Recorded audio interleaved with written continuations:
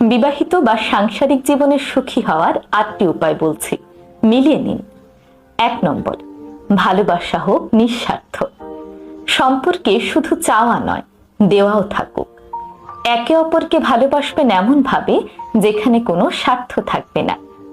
ভালোবাসায় আমি কতটা পাচ্ছি তার চেয়েও আমি ঠিক কতটা দিতে পারছি তার উপর গুরুত্ব দিন, দেখবেন সম্পর্ক অনেক বেশি ভালো থাকবে। 2 নম্বর, একে অপরের কথা শুনুন। নীরবতা অনেক সম্পর্ককে ধ্বংস করে দেয়, তাই অল্প করে সময় বের করে হলেও একে অন্যের কথা শোনার অভ্যাস করে তুলুন।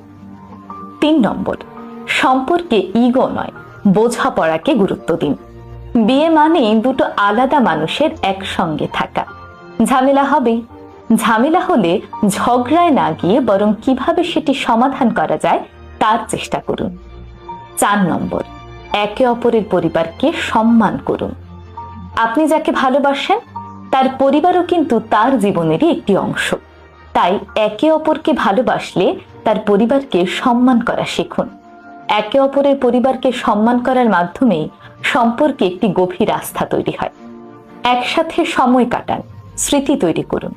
শুধুমাত্র দামি উপহার নয়, বরং একসঙ্গে হাঁটতে যাওয়া, ঘুরতে যাওয়া, ছাদে একটু বসা, বৃষ্টি দেখা, একসঙ্গে বারান্দায় বসে বই পড়া কিংবা চা খাওয়া, এই স্মৃতিগুলোই কিন্তু আপনার ভবিষ্যৎ জীবনের ভালোবাসার রসদ।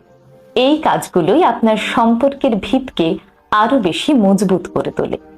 6 নম্বর, একে অপরের প্রশংসা করুন, কৃতজ্ঞতা দেখান। নিজের পার্টনারের করা ইফোর্ট গুলো আপনি সবসময় প্রশংসা করুন। তোমাকে সুন্দর লাগছে, তোমার রান্নাটা খুবই মজার হয়েছে, কিংবা পরিবারের জন্য তুমি কত কষ্ট করো। এই কথাগুলোই সম্পর্কে ম্যাজিকের মতো কাজ করে, দেখবেন আপনার সম্পর্ককে আরো বেশি মধুর করে তুলবে। 7 নম্বর, ব্যক্তিগত সময় এবং স্বাধীনতাকে গুরুত্ব দিন।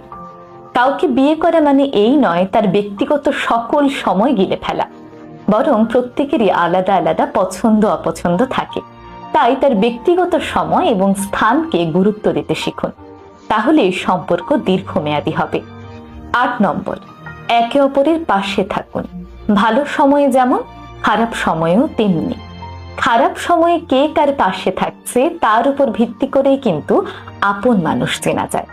তাই নিজের সঙ্গীর খারাপ সময়ে সব সময় তার পাশে থাকবেন, তাকে সাপোর্ট করবেন, যেন তিনি তার সেই খারাপ সময়টি আপনার সাহায্য নিয়ে ভালোভাবে অতিক্রম করে আসতে পারে। অবশেষে বলতে চাই, সুখী দাম্পত্য জীবন কোনো ম্যাজিক নয়, বরং প্রতিদিনের ধৈর্য, বোঝাপড়া